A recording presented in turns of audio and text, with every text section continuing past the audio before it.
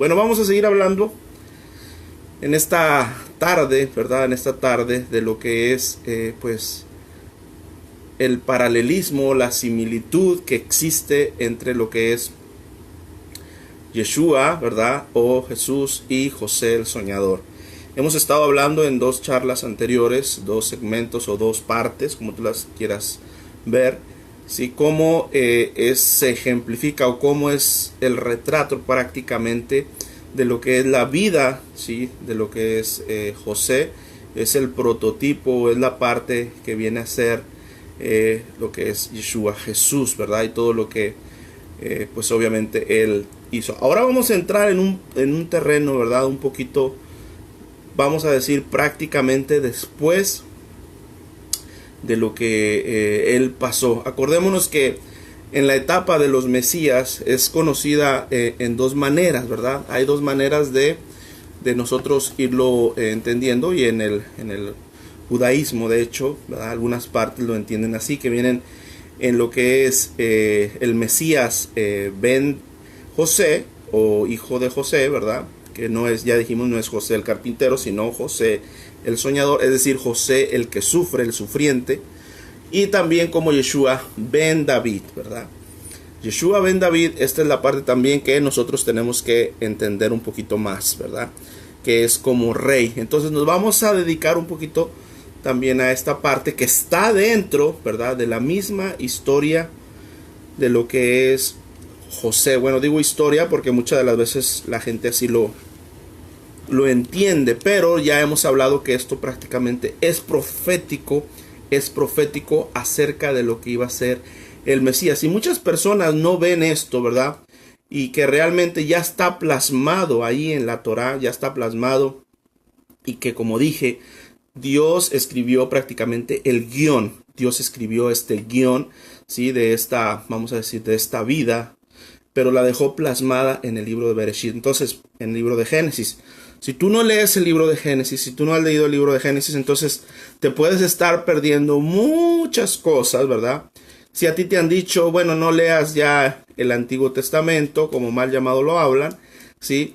O lo que también se entiende como el Pentateuco, no lo estudies, mira, dedícate nada más a leer el Nuevo Testamento, ¿verdad? Entonces yo te aseguro, así sin error a equivocarme, o sin miedo a equivocarme, de que te has perdido muchas cosas, no has conocido los enlaces que hay, vamos a decir, de la dualidad también, de lo que encierra, ¿verdad?, las vidas, el ciclo que obviamente marca, en este caso, la vida de nuestro Mesías, ¿verdad? Y teniéndola, ¿verdad?, teniéndola como ejemplo, ¿verdad?, o mejor dicho, como parte en lo que es este libro de Génesis en Bereshit. Y vamos a leer ahí en el 39, ¿verdad? Obviamente leemos algunos aspectos, es mucha información que podemos estar sacando, pero vamos a leer ahí un poquito estas cuestiones. En el 39 dice, y Joseph fue bajado a Egipto, ¿sí? Y lo compró Potifar, ya después que lo vendieron sus hermanos. Cortesano del faraón, jefe de los carniceros, un renombrado egipcio de los ismaelitas que lo habían hecho descender ahí.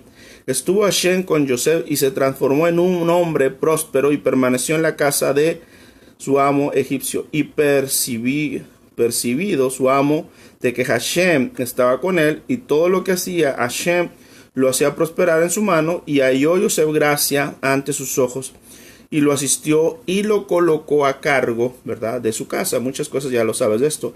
Y todo lo que poseía lo puso bajo su custodia. Fíjate bien.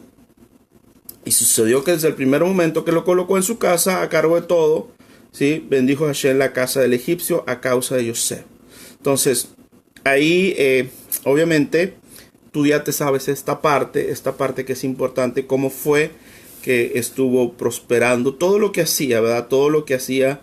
Y tú sabes la parte de la esposa, cuando ya la esposa, pues quiere, o sea, la esposa de Potifar quiere abusar de él. Ahora, pero yo quiero irme un poquito más allá, porque tal vez esto siempre ya lo has escuchado, ya has hablado de esta parte de la honestidad, de la manera de cuidarse de Joseph, que no está de más, ¿verdad?, decirlo. Entonces, que él se vio intachable en todo, y ahí podemos ver el reflejo de nuestro Mesías. Hay una parte que dice: al que no cometió pecado, por nosotros lo hizo pecado. Entonces también la figura de Joseph, ¿sí? En este caso, cuando la mujer quiere, pues obviamente abusar de él o tentarlo a que cayera, también es la parte de nuestro Mesías, donde él se abstuvo de toda tentación, huyó de la tentación. No digo que no la tuvo, sí la tuvo, porque como dice la escritura, dice: él fue tentado en todo, pero sin pecado.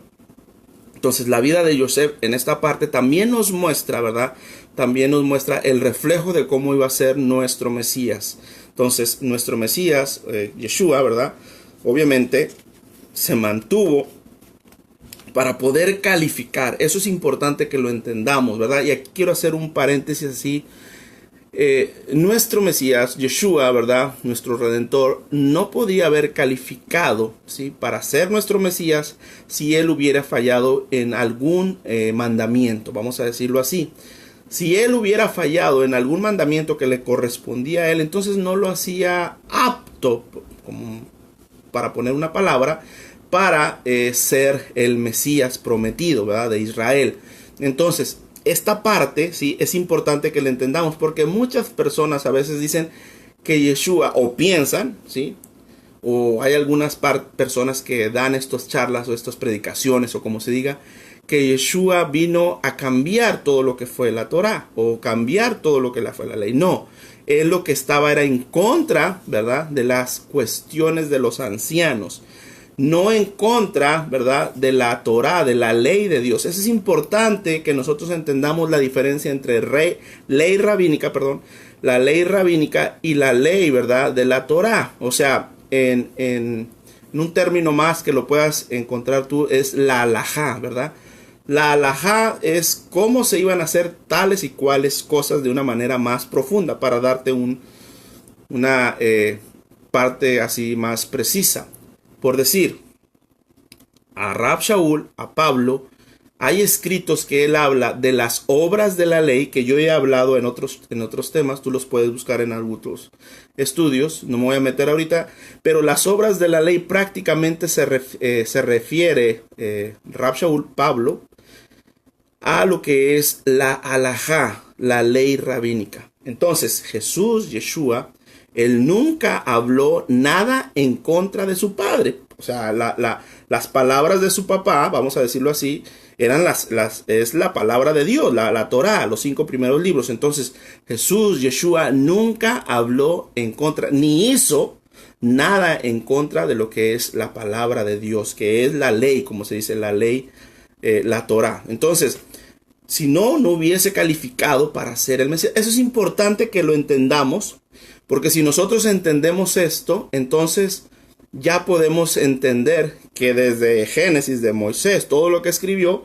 pues obviamente vino a ser el cumplimiento después con nuestro Mesías. Y aquí lo estamos viendo, ¿verdad? Lo estamos viendo porque José se mantuvo, ¿verdad? Se abstuvo, vamos a decir, de pecar, y se guardó. También esa es una parte que se entiende de la vida de José, ¿verdad? De José el soñador. Y bueno, y luego tú ya sabes, dice, y sucedió que esas cosas, ¿verdad?, que lo ponen, lo meten en lo que es la cárcel, en un pozo, en una cisterna, o como tú lo quieras ver. Y ahí también vas a poder ver el reflejo, la parte donde Yeshua es sepultado, ¿verdad? Tienes que entenderlo también de esta manera, donde es puesto en un pozo, en un calabozo por un tiempo, ¿sí? Obviamente ahí habla que estuvo en la cárcel, ¿verdad?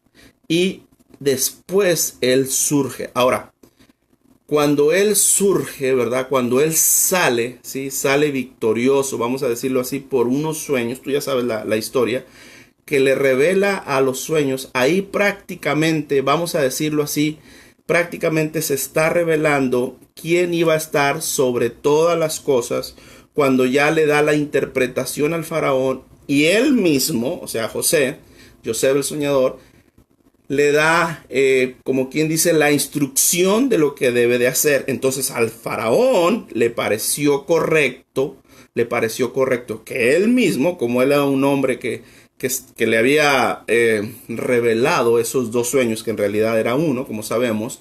Entonces ahí, sí, el faraón representa, fíjate bien, ahí el faraón representa a Dios, ¿verdad? Ahí el faraón está representando prácticamente a Dios. Y vamos a entenderlo un poquito más, porque no es que sea Dios, un ojo. Ahí representa, ¿sí?, la parte de Dios. Entonces, y si nos vamos a la parte donde Yeshua cumple todo, sufre, se mantiene, se abstiene y luego es entrado en el calabozo, tú sabes, fue el complot para matarlo, lo metieron a la cisterna, etcétera, etcétera. Pero ya cuando sale del pozo, entonces ya va a salir, como quien dice, en el ejemplo, en la parte de Yeshua, ya resucitado. Entonces va a ser resucitado y ahí es el detalle que uno tiene que entender, donde realmente Jesús, Yeshua, es donde obtuvo, ¿verdad? Obtuvo realmente esa parte donde dice, toda autoridad me ha sido dada. O sea, es importante entender lo que antes de la resurrección, por eso está el ejemplo de José aquí, antes de la resurrección todavía no se le había dado toda la autoridad. Sí tenía autoridad, ojo, sí tenía autoridad, pero toda autoridad no se le había dado. Por eso, el segundo sueño que tuvo José el soñador, acordémonos, ¿sí? Uno fue de espigas, ¿sí? De las 11 espigas que se inclinaban hacia su espiga de él, ¿sí? Eso habla de lo terrenal, ¿verdad? José el soñador, o Yeshua en esta tierra, lo que iba a hacer. Pero la parte de las estrellas, la parte de la luna, ¿verdad? El sol, eso ya hablaba de lo celestial, con excepción, obviamente, de Dios. Porque cuando Yeshua resucita, cuando Jesús resucita, en ese momento, vamos a decirlo así, es que le da el anillo, ¿verdad? Dios, que es representado en este caso por el faraón, le da el anillo y dice, todos van a estar debajo de ti. Y eso habla tanto de lo celestial, hablando de Jesús, de Yeshua, tanto de lo celestial. Las estrellas representan los ejércitos del cielo. Casi siempre cuando tú veas las estrellas, el sol, es decir, los grandes comandantes o los grandes o ángeles o potestades, ¿verdad? Cuando vemos la parte del sol, la luna y todo lo que representa también lo que es las estrellas, son los ejércitos del cielo que iban a estar debajo, obviamente, de Yeshua. Por eso él dice, cuando él resucita y cuando él manda, ¿sí?, a sus discípulos, ¿sí?, a que hagan discípulos, válgame la redundancia, entonces él dice estas palabras, toda potestad me ha sido dada en la tierra, ¿sí?, o en el cielo, en la tierra y debajo de la tierra. ¿Qué quiere decir esto? Que en todo lo que sean dominios, potestades, principados, ¿verdad?, todos los reinos, etcétera, etcétera, etcétera, Dios le entregó el anillo, ¿verdad? Con excepción, obviamente, de él nada más. O sea, Yeshua está solamente por debajo del Padre. Y esa es la representación en este caso de Faraón. Cuando a Faraón, José el soñador, Joseph, ¿verdad?, le da la interpretación y le dice, toma mi anillo y ahora todo el pueblo de Egipto, toda la parte egipcia, todos los pueblos, todos los reinos, todo lo que estaba bajo el dominio de ellos, tú vas a ser el gobernante de todos. O sea, todo el que quiera venir a hacer algo tiene que venir contigo. No va a pasar nada, ¿sí? Si ante mí, si no ha pasado ya como última instancia por ti. Entonces, yo voy a estar solamente sobre ti, pero tú vas a estar sobre todos los demás. Entonces, eso representa lo que es esta parte de Yeshua. Ahora, a Yosef, ¿verdad?, se le cambia el nombre. Y esto es importante que tú entiendas, ¿verdad? Y sin afán de pelear, sin afán de que tú veas, pero como yo te estaba diciendo, esta es la parte donde Yeshua, ¿sí?, nuestro Mesías, es ocultado en Egipto, ¿sí? Es ocultado ahí. ¿Por qué? Porque era necesario que esto sucediera para que fuera profético, ¿verdad? Y le iban a cambiar el nombre. ¿Por qué? Porque no nada más era para lo que es la nación de Israel el Mesías, sino iba a ser también para las otras naciones. Entonces, cuando le cambian el nombre, ¿verdad?, en este caso, o tiene un nombre egipcio, ¿verdad?, cuando tiene el nombre egipcio realmente José, prácticamente esto está hablando que al Mesías, a Yeshua, le iban a cambiar el nombre por un nombre, ¿verdad? Gentil, ¿verdad? Llámese gentil a Egipto, el mundo, ¿verdad? Por eso cuando se habla de Egipto siempre se refiere como al mundo. Entonces, en esta parte, en esta representación, en esta parte donde estamos viendo, también era, ¿sí? El asunto donde se iba a cambiar el nombre, ¿sí?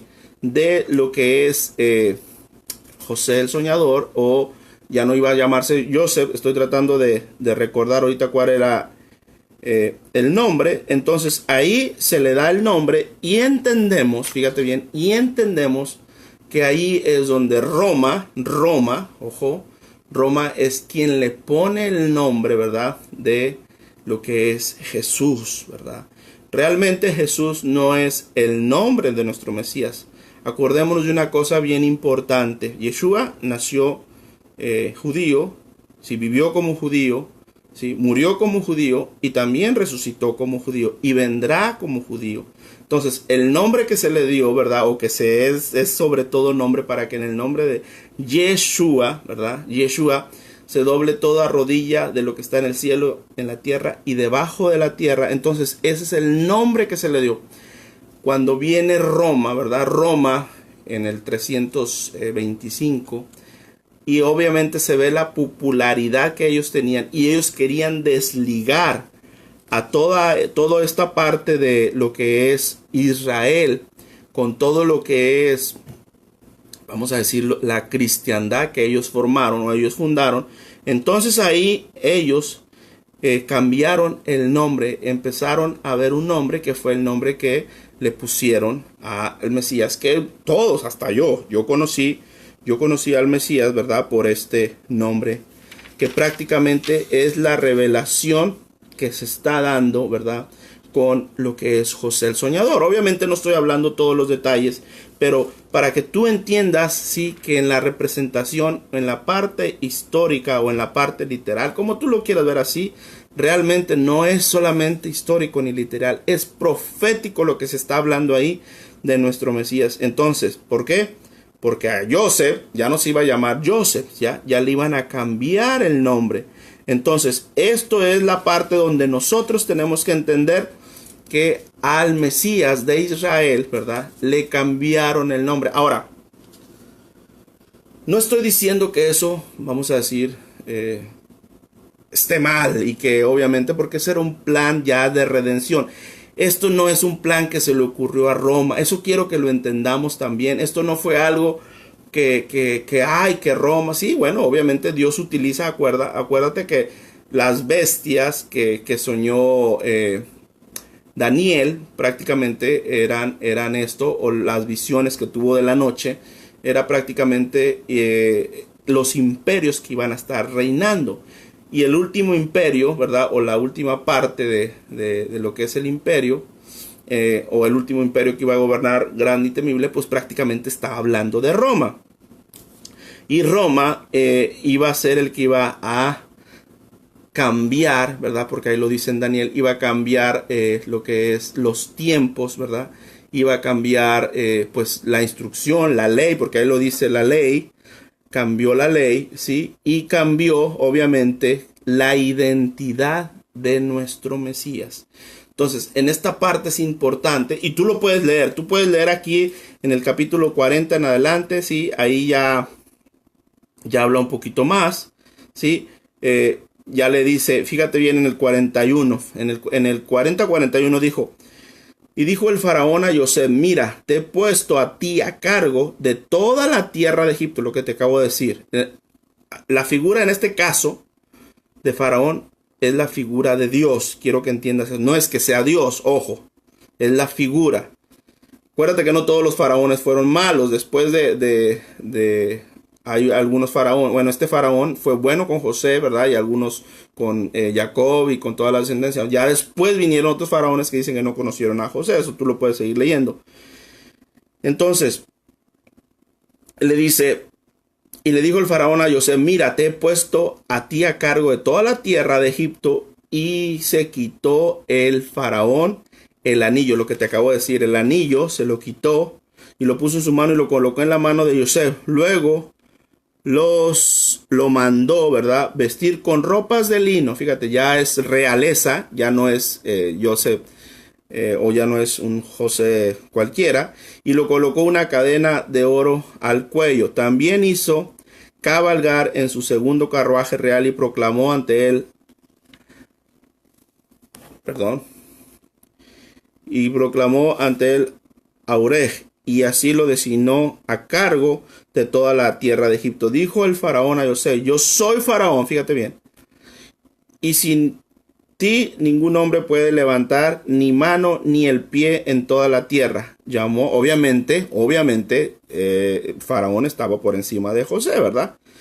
Porque él estaba dando esta autoridad. El faraón le estaba dando autoridad. Llamó el faraón a José con el nombre, aquí está la parte que quería ver, Sanaf Paneah. Sanaf Paneah es el nombre egipcio, ¿verdad?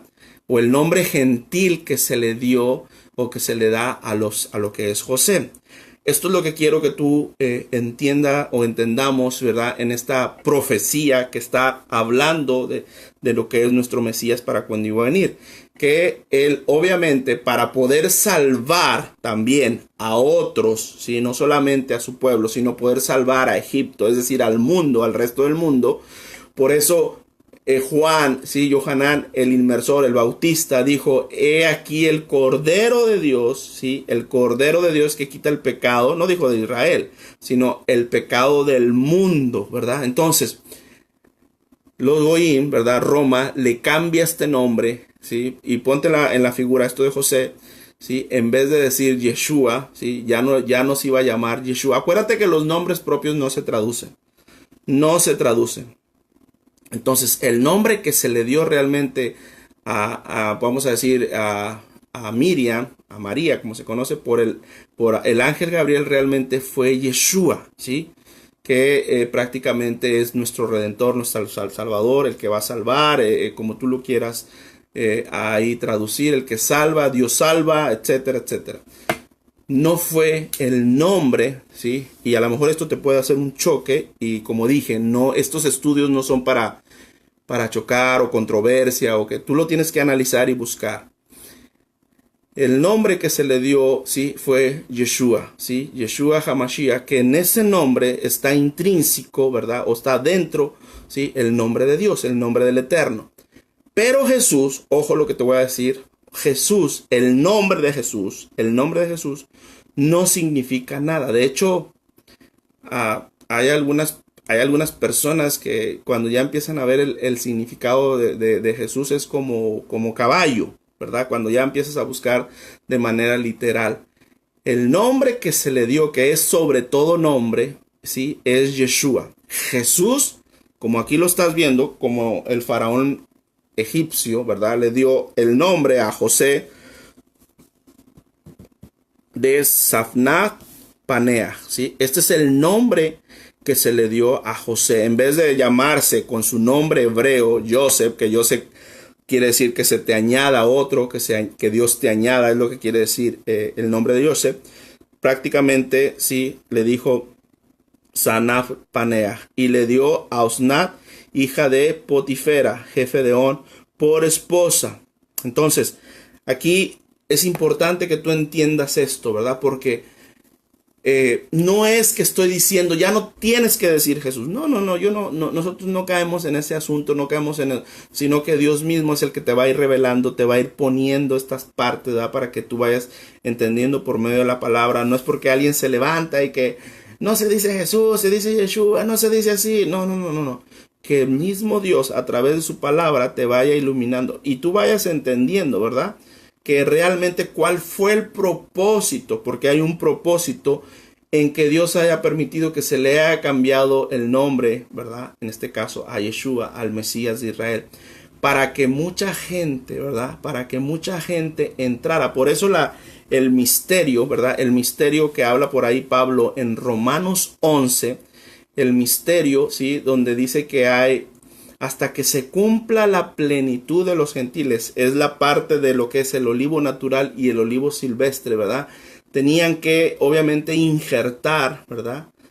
injertar ramas silvestres en el olivo natural. Y si tú no entiendes esta parte de lo que está hablando Pablo o Rab Shaul, entonces yo te invito a que leas aquí esta historia, vamos a decir historia entre comillas, ¿sí? De la vida de José, de Joseph, el soñador, porque aquí te vas a dar cuenta que realmente es lo que está anunciando el Padre, que al Mesías, ¿sí? A Yeshua le iban a cambiar el nombre a Jesús, ¿verdad? Y todo mundo, en todo el mundo, ¿verdad? Es conocido como Jesús de Nazaret, ¿verdad? Es conocido como Jesús. ¿Por qué? Porque ese era un plan de redención que venía, porque a través de ese nombre se iba a conocer en todo Egipto, poniéndola en el caso del mundo, ¿verdad? Entonces, y cuando Dios ya dijera, cuando venga la plenitud, es decir, cuando ya se cumpla ya el número de gentiles, ¿verdad? Es decir, cuando decimos gentiles, son las personas que no pertenecen al pueblo de Israel, ¿verdad? Pero van a entrar también a esta parte, a esta redención, o están entrando. Cuando se cumpla este número, ¿verdad? Entonces va a venir la revelación, ¿verdad? La revelación a sus hermanos. Me estoy brincando muchos puntos porque esto tiene mucha profundidad, pero para que entendamos cómo es que se le cambió el nombre a nuestro Mesías Yeshua. Esto no fue nada más porque a alguien se le ocurrió. Dios ya estaba en el plan, ya estaba previsto. Entonces el faraón aquí, en esta parte de lo que es Génesis, ¿verdad? Génesis 40 en adelante, en el 44, ¿sí? Estamos viendo que faraón representa a Dios, no que es Dios, ojo. Representa a Dios en la forma que le da la autoridad a José.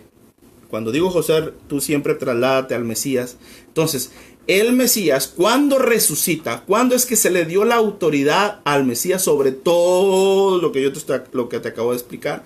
Bueno, cuando realmente Yeshua resucita es cuando se le da toda autoridad, dice él mismo. Yeshua dijo, toda autoridad me ha sido dada en el cielo, en la tierra y debajo de la tierra. Y eso significa que hasta las estrellas, hablando del ejército, los ángeles, las potestades, los dominios, todo. Por eso por allá, creo que en Filipenses, sean dominios, sean potestades, sean, no recuerdo exactamente, Dios lo puso, ¿verdad? El Padre lo puso por debajo de los pies. Ahora, pero no termina ahí, porque dice Pablo también en otra de sus cartas, creo que es ahí mismo en Romanos, que un día a él que se le entregó, o sea, a Yeshua que se le entregó esa autoridad, él mismo le va a regresar esa parte, ¿sí? A Dios, al Padre, vamos a decir, ese anillo se lo va a regresar otra vez a él, para que Dios sea uno en todo, ¿verdad? En todos.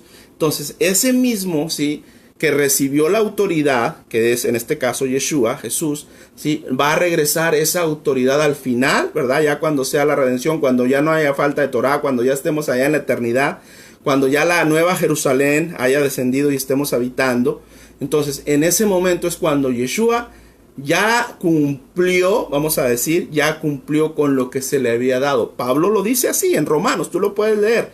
Entonces, ese es un misterio que viene encerrado aquí en la vida de José. Entonces, cuando tú entiendes esta parte, qué es lo que representa el faraón, por qué el faraón le dio el anillo, entonces tú vas a entender que cuando Yeshua resucita, realmente Dios le da toda autoridad. Entonces, ahora sí, toda autoridad quiere decir todos, sí, exceptuando a Dios. También lo escribe así Pablo en una carta. Toda autoridad, es decir, todos estamos por debajo de Yeshua, de Jesús. El único que está encima de Yeshua es el Padre, es Dios. Entonces, aquí obviamente entran, y cuando se dice todo, se habla en las diferentes dimensiones, no nada más en el ámbito terrenal como nosotros lo conocemos en la tierra, sino también en lo celestial, en lo espiritual, ¿verdad? Entonces, al momento que todavía Yeshua no había muerto, no se le había dado toda autoridad. Se le dio toda la autoridad cuando ya él, vamos a decir, pasó la prueba, de que realmente esa prueba, que por eso el enemigo lo tentaba. Tú te vas a acordar por allá en Mateo 4, donde dice que el enemigo lo tentó. Te voy a dar este reino, te voy a dar el otro reino. Porque el enemigo prácticamente ya sabía que si él ganaba, Dios, el Padre, es como cuando una persona, vamos a decir, le quieren dar una probadita, le quieren dar, oye, ¿sabes qué? Te voy a dar estos $10, pero para que no tengas $1,000,000, ¿verdad? Un ejemplo. Entonces la persona sabe que si firma esta cosa, ¿verdad? La persona, ¿sí?, va a obtener más ganancia de eso que está haciendo. Entonces, te voy a dar 10, te voy a hacer, es más, te doy $100 por eso, por un artefacto, por esta cosa. Pero el otro dice, sí, esto realmente no vale $100. Yo lo compro a él y yo lo voy a vender en 1,000,000, por decir, ¿verdad? Entonces, y la persona, eso sucede en las casas de cambio y todo eso, va con un anillo de diamante, todo, te doy 100 pesos, te doy 200, te doy $100. Pero realmente el otro sabe que cuesta 1,000, 5,000, $10,000. Entonces, prácticamente esa era la tentación que estaba recibiendo Yeshua cuando fue tentado, porque él sabía, ¿verdad? El enemigo sabía que si caía en esa trampa no iba a recibir toda la autoridad de más, ¿verdad? Entonces no iba a ocupar también ese espacio, ese peldaño que él había ganado, o sea, el enemigo le había ganado al hombre, ¿verdad? Entonces, como primogénito, ya hablamos también de la primogenitura que perdió el hombre, entonces Yeshua, mejor dicho, gana y escalafona o asciende a lo que es la parte donde destrona, ¿verdad? Destrona al enemigo, ¿sí? De esa autoridad que él tenía, que le había quitado al hombre, que el hombre se le había regalado, ¿verdad? Al enemigo. Entonces, en ese momento, por eso Yeshua dijo, yo vi descender al diablo como un rayo, porque cayó, ¿verdad? Cayó como un rayo, porque fue destronado, fue quitado de esa parte donde siempre estaba acusando. Es como un lugar donde están los senadores, los diputados, ¿verdad? Y que se sube a hablar y cualquier político, ¿verdad?, empieza a hablar en contra del gobierno, empieza a hablar, mira, este hombre, este presidente está haciendo esto y esto, y él tiene el derecho, nadie lo puede callar. Entonces el enemigo era lo que hacía, porque el hombre le dio el derecho, mira, el hombre te está fallando, te está robando esto, y la parte está en Job, te vas a acordar de Job, cuando Dios le dice, no has considerado a mi siervo Job, y se lo pregunta al enemigo, ¿verdad? Prácticamente, sí, está diciendo, porque en ese momento el enemigo ocupaba ese puesto que podía, ¿verdad?, que podía desacreditar, podía subir a ese peldaño, a ese estrado, y acusar directamente al hombre, vamos a decir acusar al hombre. Entonces, él sabía que si Yeshua pasaba la prueba, Jesús llegaba, resucitado, era colgado en el madero, crucificado, como tú quieras, y llegaba la prueba, en ese momento se le iba a acabar esa parte, ese privilegio, por así decirlo, que tenía de estar acusando al hombre. Entonces, la parte de Yeshua es algo, la resurrección de Yeshua es algo muy profundo, ¿sí? El aspecto de Yeshua, la parte importante de Yeshua, de Jesús, no queda nada más en el sacrificio de la cruz. Sí es importante la salvación. El aspecto importante, trascendente y que obviamente marca la diferencia es la resurrección. Y por eso Pablo lo refiere. Si nosotros esperáramos nada más en Yeshua por su muerte, miserables seríamos nosotros, miserables, ¿verdad? O sea, seríamos los dos más dignos de conmiseración, dice la parte de Rab Shaul. ¿Por qué? Porque obviamente si no hubiera muerto, o sea, si no hubiera muerto Yeshua, en el caso de que no hubiera ido a la cruz, entonces no hubiera pasado a esa parte de morir y resucitar, ¿sí? Porque en la cultura o en la historia judía, hebrea, israelí, como tú la quieras llamar, ¿sí?, se levantaron muchos mesías, ¿sí? Muchos mesías, y tú puedes ver la historia. Ahora, cuando la gente era cuando se desalentaba o cuando decía, no, este no era el Mesías, este no era el que... Cuando el Mesías moría y no completaba su misión, ¿sí?, su misión de hacer, vamos a decir, de liberar al pueblo de Israel. Por eso los discípulos, cuando ven a Yeshua que ya muere, dice que son dispersados. Se dispersan, nomás quedó por ahí Juan, ¿verdad?, y la madre de Yeshua, que se quedaron y luego recordaron y cuando ya les anuncia al tercer día, porque no podía pasar mucho porque ya se estaban yendo, estaban desalentados, y te vas a recordar que fue Miriam y fue Magdalena, ¿verdad?, fue ahí a ver la tumba y le dile, avísales a mis hermanos, ¿verdad?, avísales. ¿Por qué? Porque en la cultura hebrea, en la cultura judía, ¿sí?, cuando el Mesías, cuando una persona era nombrada Mesías, ¿verdad? Y moría en el intento, pues obviamente no era el Mesías. Entonces, eso mismo había en la mentalidad de los discípulos hasta después. Ellos no agarraron poder, ¿sí?, antes de la resurrección. El poder vino después de la resurrección.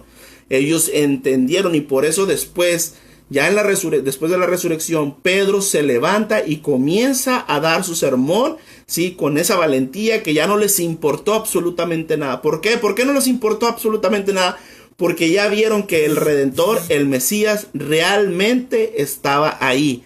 Realmente no había muerto, había resucitado, o sea, estaba ya vivo, estaba reinando no solamente en el ámbito Israel como tierra, sino también en el ámbito espiritual. Entonces, esta parte es importante. Cuando tú entiendes la trascendencia de la resurrección de Yeshua, entonces ahí le das otra connotación. Entonces ahí vas a entender la parte donde dice: toda autoridad me ha sido dada. Entonces el faraón, que representa a Dios, ¿verdad?, en este caso, le dio el anillo, le dio toda la autoridad, ¿verdad?, para que todos estuvieran debajo de él. Ahora, obviamente, Dios lo escondió. Este es el secreto. Por eso dice Pablo, el misterio, ¿verdad? Dios lo escondió esto en un asunto que estuviera 2000 años. Inclusive, fíjate bien, inclusive los propios rabinos que no creen en Yeshua como el Mesías, dicen, ¿verdad?, en el Talmud, en la Gemara y en algunas otras cosas que tú puedes leerlo más, dicen algunos rabinos más antiguos que el Mesías, fíjate bien, está escondido en Roma, ¿verdad? Hay personas, tú puedes empezar a leer un poquito de esto y te vas a dar cuenta que hay rabinos que más antiguos dicen que el Mesías estaba escondido, ¿verdad?, en Roma. Y hay otros, ¿verdad?, que supuestamente ven a un hombre, ¿verdad?, que desciende, que ellos dicen que era como Elías, y que vino, y uno de estos rabinos le pregunta: ¿dónde está el Mesías? Estoy hablando de hace unos siglos atrás, ¿verdad? ¿Dónde está el Mesías?, le pregunta. Dice este ángel, este hombre que se le aparece esto, y esto está escrito, ¿verdad? Esto está escrito ahí en los escritos del Talmud y Gemara y todas estas, que le pregunta al rabino: ¿dónde está el Mesías? Y le dice: el Mesías, ¿sí?, está a las puertas de Roma, curando, ¿sí?, o vendando a los leprosos. Fíjate bien, a los leprosos. Por eso, la parte de los leprosos en la historia de Jesús es importantísima que también tú lo entiendas.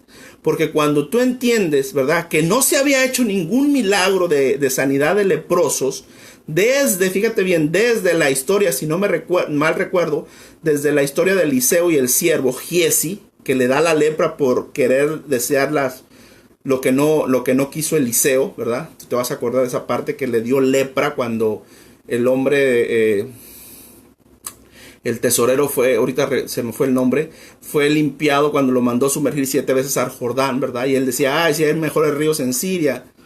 Entonces, él se regresa con Eliseo, tú te vas a acordar de esta parte, y le trae un carruaje y dice: ten, y Eliseo no quiso nada. Entonces el siervo de Eliseo, que se llamaba Giesi, él fue y lo alcanzó y dijo: bueno, mi amo se dice que le puede dar algo. Bueno, estoy parafraseando, ¿verdad? Tú lo puedes leer ahí en Reyes. Y en ese momento, cuando le dice, le pregunta a Eliseo: ¿dónde andabas? Y ya ve, dice: ahora te va a dar, o sea, le dio la lepra, mejor dicho. Desde ese momento, ¿sí?, en adelante, según la historia y según los rabinos, no había habido, ¿verdad?, una sanidad de un leproso, ¿verdad? Y se dice que casi todas las descendencias, todas las familias, ¿sí?, o las generaciones de Giesi tuvieron lepra. Ahora, hay una explicación en la Torá que lo que se debe hacer, ¿verdad?, cuando hay un leproso, lo que mandó Moisés cuando se curaba el leproso. Ustedes saben la historia, lo pueden ver. Que tiene que permanecer fuera del campamento. El sumo sacerdote tiene que ir a analizar la piel, si es una piel más blanca, si tiene esto, si tiene lo otro. Ustedes lo pueden ver ahí. Entonces, los estudiantes, en todo este lapso de tiempo entre Eliseo, voy a decir Eliseo por el profeta, pero no porque él haya cometido el mal, sino su siervo, desde que su siervo Giesi cometió este mal y fue leproso, no había habido una sanidad de leproso hasta la época de Yeshua. Entonces los rabinos, fíjate, decían que cuando viniera el Mesías, que cuando realmente el Mesías viniera, iba a sanar de la lepra, ¿sí?, a los que la padeceran. Ahora, tú te das cuenta que Yeshua en una ocasión no sanó a solamente uno, sanó de 10, ¿verdad? De 10, en un momento sanó 10. Mucha gente se enfoca mucho en el agradecimiento, de que nomás se regresó uno y los demás no agradecieron, pero no se enfocan en las palabras que dijo Yeshua: vayan y hagan como mandó Moisés. Todavía ni siquiera habían sanado, y cuando iban caminando, dice por ahí la escritura, sí, que cuando iban caminando fueron sanados. Entonces, pero Jesús, fíjate bien, Yeshua, les mandó eso como el testimonio de que él era el Mesías prometido, porque no había habido una sanidad de un leproso desde esos tiempos que te estoy diciendo, desde el siervo de Eliseo, Giesi, que le dio la lepra, hasta la parte o hasta la vida de Yeshua. Entonces, por eso es que Yeshua le dice: vayan, número uno, porque tenían que cumplir con eso.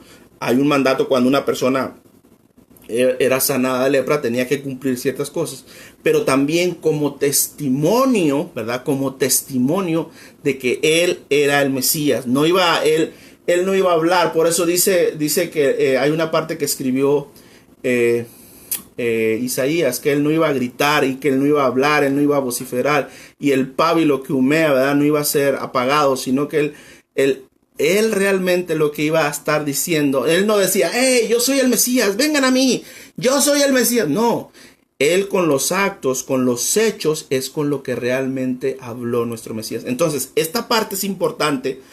Y los rabinos, por eso te estoy mencionando esto, los rabinos antiguos, que se les pregunta, o un rabino X preguntó a un ángel o a un ser, ¿verdad?, que ¿dónde está el Mesías? Y este ser, ¿verdad?, le dice: el Mesías está en las puertas, ¿verdad?, de Roma, sanando a los leprosos. Y realmente Roma, ¿sí?, para que tú lo entiendas, es la parte que secuestró, y lo voy a decir así, secuestró a nuestro Mesías, ¿sí? Ya sabemos que nuestro pueblo, ¿verdad?, lo vendió, ¿verdad?, a los romanos, lo vendió por las monedas, que ya hablamos de eso en el otro estudio, ¿sí? Lo vendió. Y realmente Roma lo secuestró. ¿Y qué digo con secuestró? Secuestró el nombre, lo maquilló, porque te vas a dar cuenta ahorita, lo maquilló, ¿verdad?, con un aspecto, ¿verdad?, romano, con una cara romana. Y tú lo vas a ver aquí cuando él me voy a brincar esta parte porque te digo, es mucho. Y cuando ya viene la hambruna y cuando ya manda Jacob a sus hijos a que compren, ¿verdad?, el alimento. Y obviamente él lo reconoce, ¿verdad? Ahí lo reconoce. Y él hace todo ese truco de que le pone una copa en un costal y todas esas cosas que tú ya sabes, ¿verdad? Todo. Entonces, pero llega la parte donde él se tiene que dar a conocer, ¿verdad?, con sus hermanos. Ahora, esto es profético. Eso te lo voy a leer ahorita.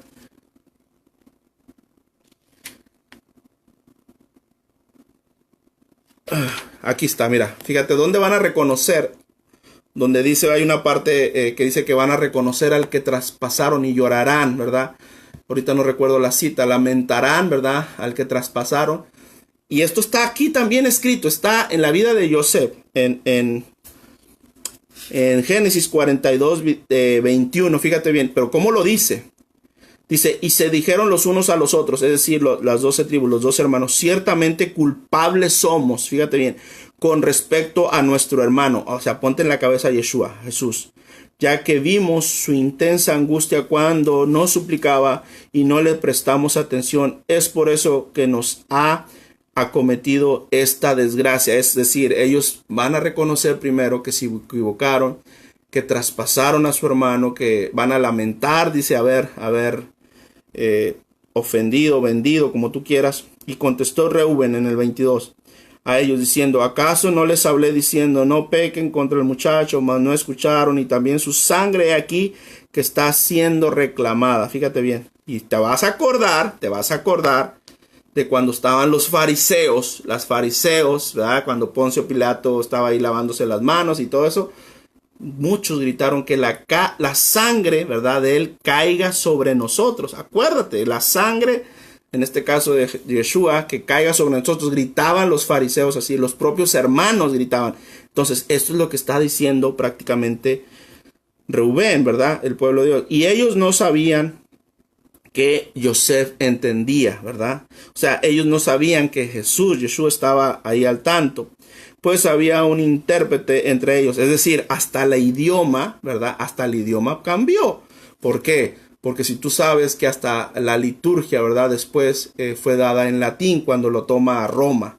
Roma la toma, ¿verdad? Y nadie entendía. De hecho, hasta ahora, el año 60 del siglo pasado, empiezan a darse las Biblias. De hecho, Roma secuestró hasta la palabra de Dios, las Biblias. ¿Sí? Eso fue prácticamente después del año 50, no recuerdo exactamente cuándo, cuando ya se empieza a dejar que la gente vea las escrituras. Entonces, pero Yeshua, obviamente, y a partir del 48 en adelante, que fue cuando se funda Israel, ahí es donde viene todo.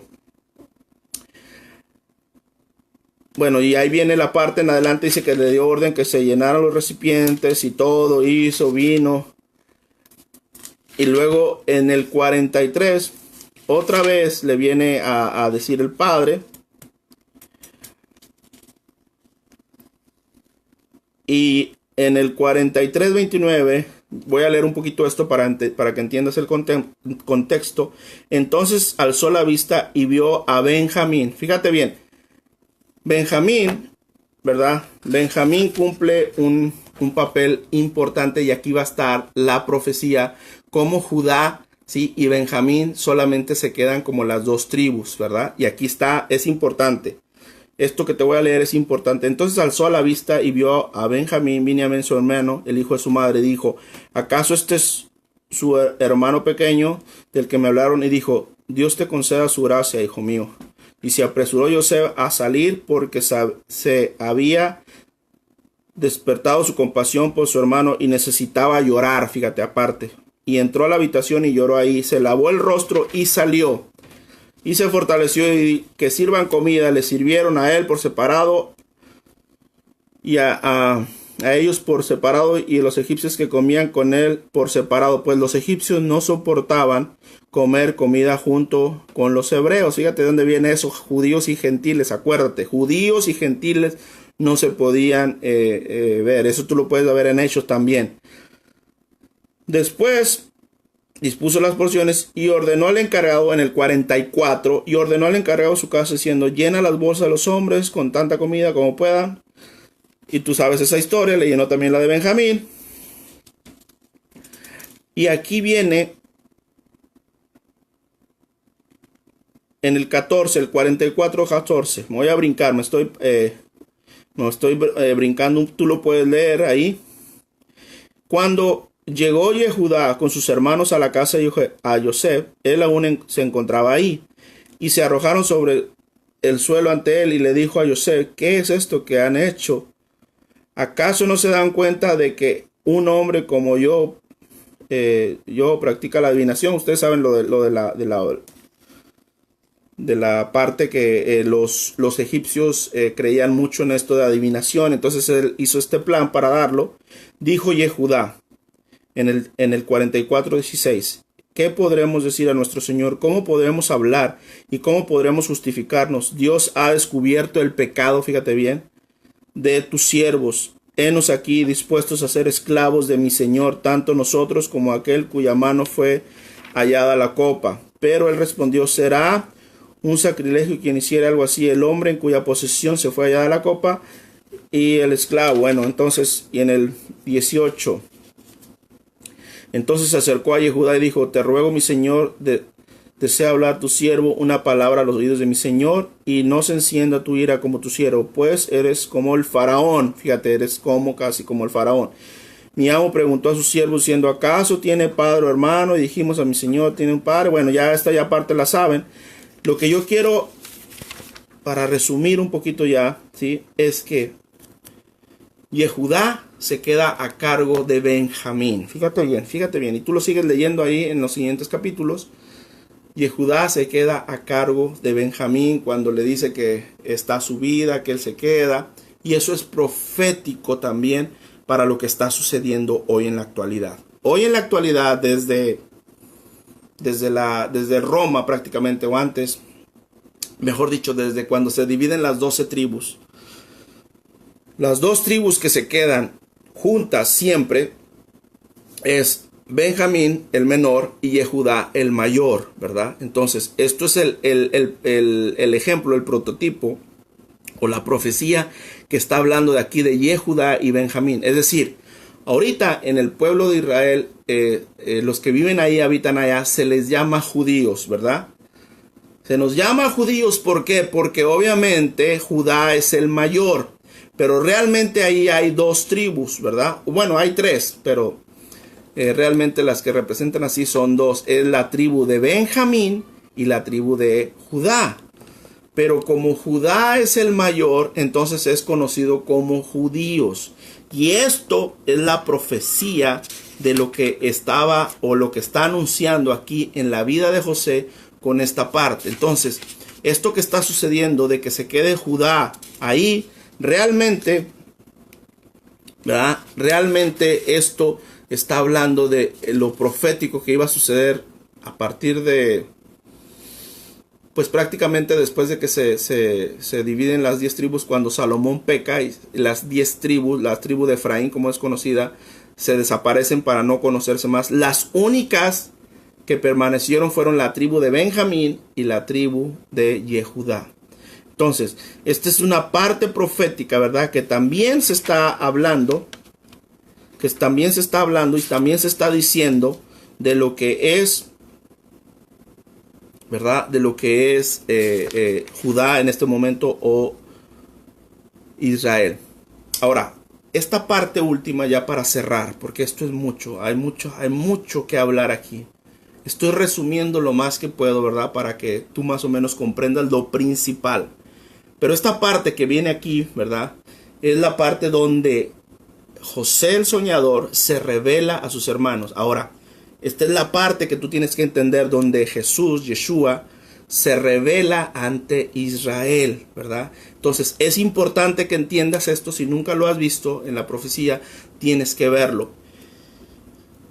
En el 45, Génesis 45 dice: y no pudo José contenerse ante los presentes frente a él, por lo que exclamó: que sean retirados todos de mi presencia. Y no quedó nadie con él cuando se dio a conocer a José a sus hermanos. Es decir,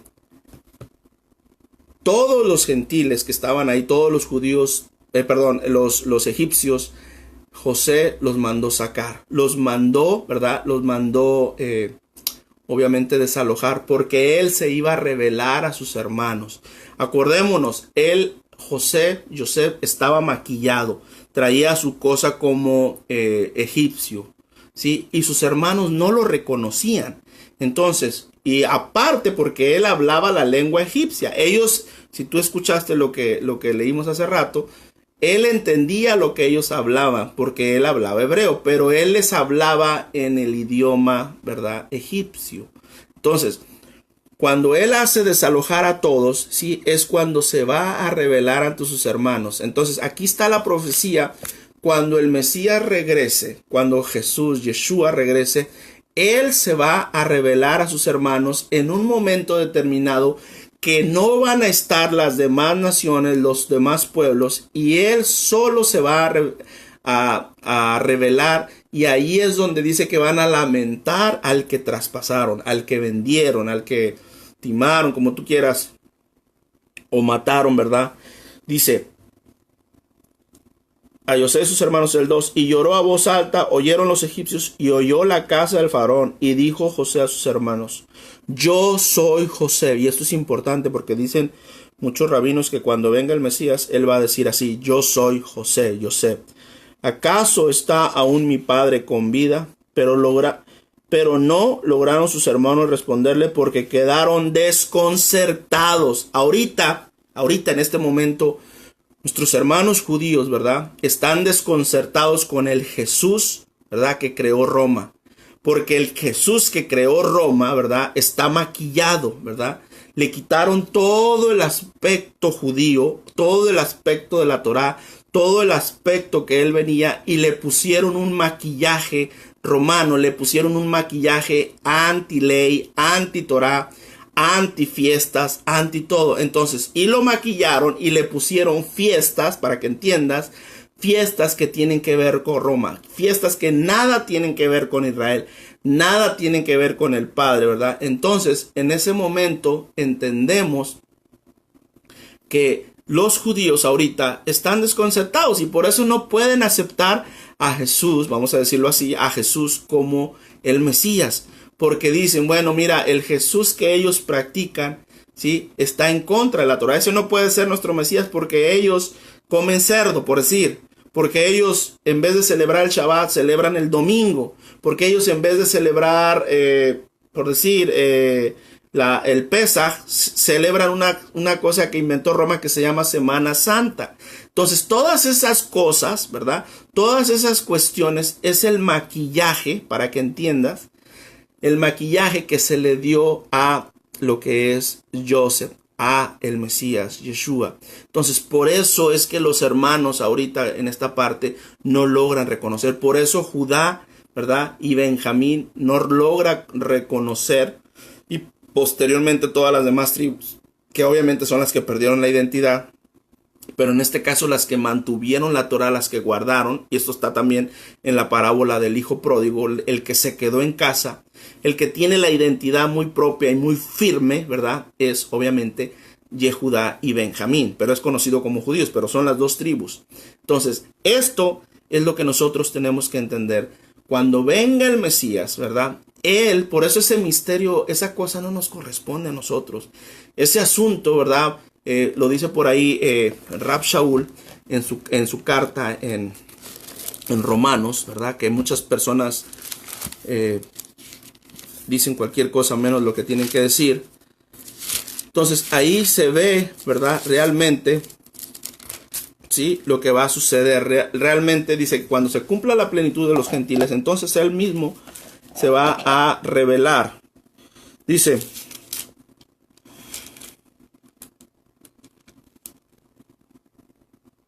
en el 11:25, toda la parte tú ya la has estudiado, dice, porque no quiero, hermanos, que ignoréis este misterio, para que no seáis arrogantes en cuanto a vosotros mismos, que ha acontecido a Israel endurecimiento en parte, endurecimiento a Israel, a Judá. ¿Por qué? Porque ven a un Jesús maquillado, ven a un Jesús romano, para que me entiendas, endurecimiento en parte. No es que no lo, es que no es que no lo quieran aceptar, es que no, es que obviamente ese Jesús que le están presentando es un Jesús que no, obviamente es Jesús romano, ¿sí?, que ese Jesús romano no guarda Torah, no hace fiestas, y que todos lo quieren meter a que él guardó domingo, ¿sí? El Jesús romano es el que va en domingo a la iglesia, el que come marrano, cerdo, ¿sí?, y el que obviamente no guarda las fiestas, guarda más la fiesta de Navidad, de Año Nuevo, que las fiestas que mandó el Eterno. Entonces,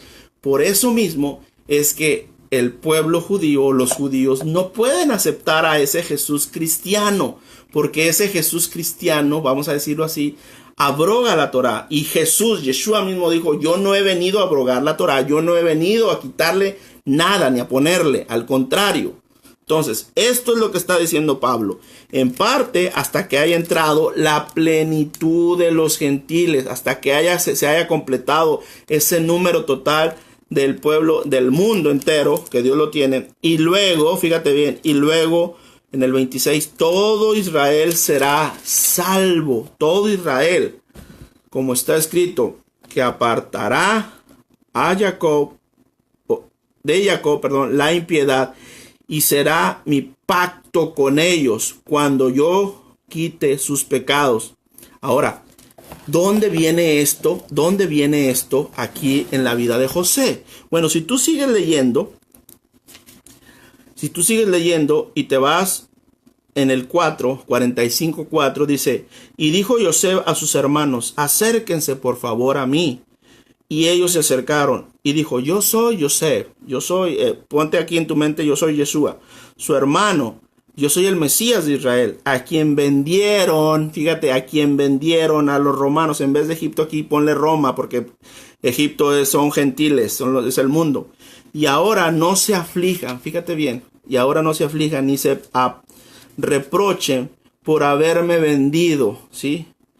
Aquí, pues para que fuera un proveedor, fue que me envió Dios delante de ustedes, pues estos han sido 2 de los años de hambruna, es decir, para un propósito es que Dios lo hizo, para preservar vidas, prácticamente lo que está diciendo, preservar. Y eso es realmente lo que hizo Yeshua en el madero, cuando en el madero no solamente fue redimido el pueblo de Israel, sino también la redención fue para todo el mundo, para ser un proveedor para todo el mundo. Pues estos han sido 2 de los años de hambruna en medio de la tierra, y aún quedan 5 en los que no habrá arado ni cosecha. Por eso me envió Dios delante de ustedes, para asegurar su supervivencia en la tierra y para sustentarlos en salvación memorable. Y ahora no fueron ustedes los que me enviaron aquí, sino Dios. Él me convirtió en padre para Faraón, amo de toda su casa y soberano de toda la tierra de Egipto. Entonces, esta es la parte donde hay que entender que con un propósito, a Yeshua se le cambió el nombre a Jesús. Con un propósito, como dije, fue secuestrado por Roma, para que de una u otra manera, ¿verdad? Como hay una parte que dice también, creo que si permanecieran en ignorancia y fueran perdonados sus pecados. Entonces, todo esto es un propósito que viene de Dios, y todo esto de la vida de Yeshua, la vida de Jesús, Dios lo plasmó. Entonces por eso Yeshua dijo: yo no vengo a hacer mi propia voluntad, sino vengo a hacer la de mi Padre que me envió. ¿Por qué? Porque el Padre fue el que escribió el diálogo, escribió el guión, como he dicho. Entonces Él escribió la vida, vamos a decirlo así, prácticamente, de Yeshua. Y esto que estamos viendo, de que se va a revelar a sus hermanos, por eso uno tiene que tener cuidado con esta acción. Porque muchos conocimos, ¿verdad?, en el pasado a el Mesías como Jesús. Ahora ya se nos reveló por medio de la palabra, y que obviamente es la vida de José, y le cambiaron el nombre, ¿verdad? Entonces entendemos que su nombre real es Yeshua, pero no lo entendemos para crear controversia, no lo aceptamos para pelear o no para recriminarle a gente. No se dice Jesús, se dice Yeshua. No lo hacemos con eso, porque hemos entendido que Él, mira, si Él es el que se va a revelar un día a sus hermanos, ni siquiera nosotros, ¿sí? Nosotros podemos hacer la labor. Ahora, ¿de qué manera podemos nosotros hacer revelar a Yeshua para que un hermano judío venga y conozca, vamos a decir, al Mesías? Porque ellos guardan Torah.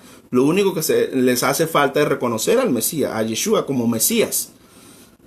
Lo único, si tú le quieres hablar a un judío, ¿verdad?, a otro judío, y que tú le quieres decir: mira, mi Mesías es Yeshua, ¿sí? Es cuando tú le o él te va a poner atención, es cuando tú dices: yo guardo fiestas, yo guardo Shabbat, yo como kosher, ¿verdad? Y entonces ahí es donde ese hombre te va a poner atención. Pero yo pensé que su Jesús, ¿verdad?, les impedía, ¿no? Estaba en contra de todo lo que es la ley o la Torah.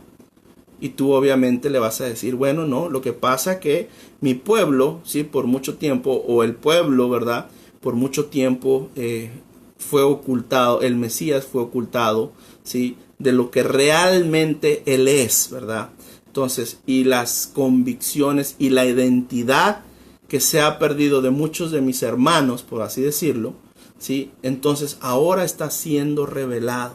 Entonces, en esta manera, tú vas a poder atrapar la atención, ¿verdad? Porque ahí yo veo hay hasta ministerios que van detrás de los judíos, detrás de esto, pero quieren hacer a un judío que ha guardado Torah durante toda su vida, quieren hacerlo que deje de guardar Torah. Ese no es la manera. La manera de hacerlo es decir: mira, yo no creo en el Jesús romano, en el Jesús egipcio, en el Jesús o en el José que maquillaron.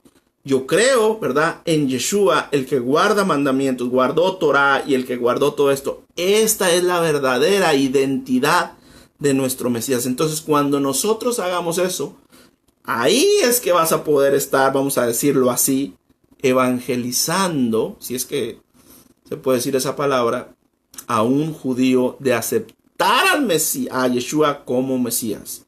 Porque ellos prácticamente eso es lo que les falta, los que guardan Torah, los que guardan mandamientos, ¿sí? Entonces, por eso dice que en un día Israel será salvo. O sea, todos esos que lo condenaron, que lo crucificaron, y está hablando obviamente de generaciones anteriores, ellos van a entender, ¿verdad? Cuando Yeshua les diga con un propósito fue hecho esto, fue para preservar las vidas, para salvar otras vidas, salvar otras naciones.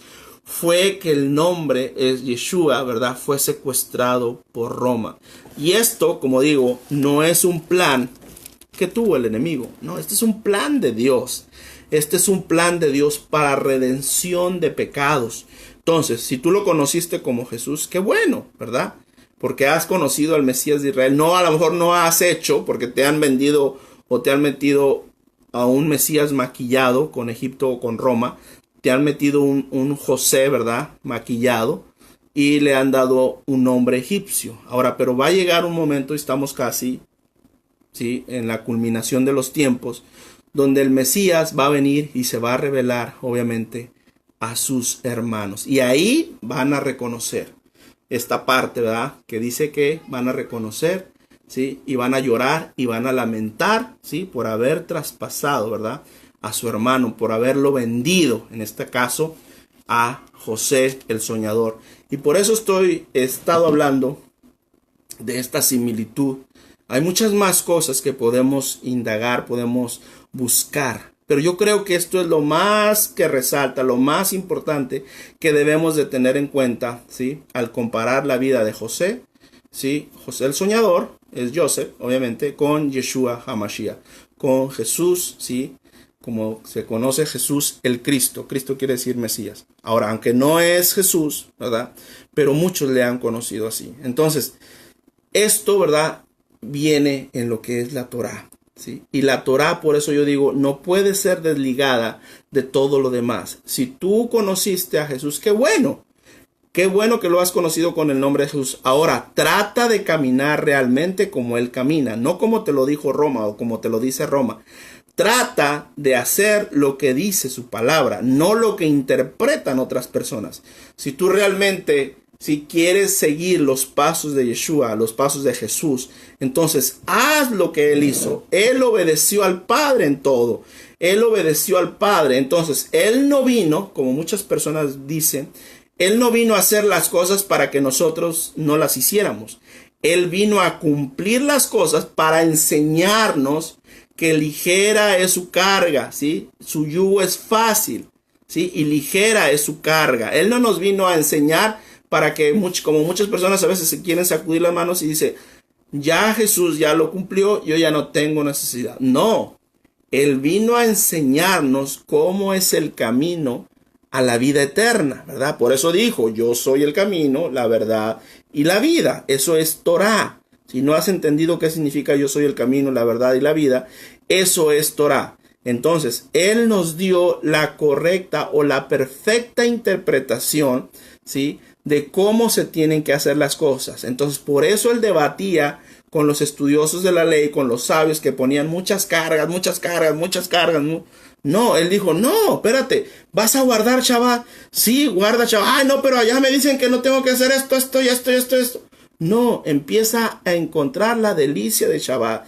No te pongas cargas, ¿verdad? Porque Isaías 58:13, cuando le llamares delicia, ¿verdad?, a su día, ¿sí? Entonces, el Shabbat, por eso hay una parte que dice, fue hecho por causa del hombre, ¿verdad? Para que el hombre disfrutara, para que el hombre estuviera tranquilo, el hombre estuviera. Ahora, el hombre mismo ha puesto todas esas cargas. Que no hagas esto, que no hagas lo otro, que no camines, que no esto, que no te lleves unas llaves, que no manejes, que no esto. Esas son las cargas, ¿verdad?, que le puso el hombre. Pero Yeshua, obviamente, ¿sí?, enseña qué es lo que tenemos que hacer en Shabbat. Sanidad, sanar, ayudar a las personas, ayudar a hacer Todo esto Yeshua nos lo dejó enseñado. Y ese es un pequeño ejemplo. Por eso vienen los ejemplos cuando Yeshua curaba, ¿verdad? A la mano, de la mano seca.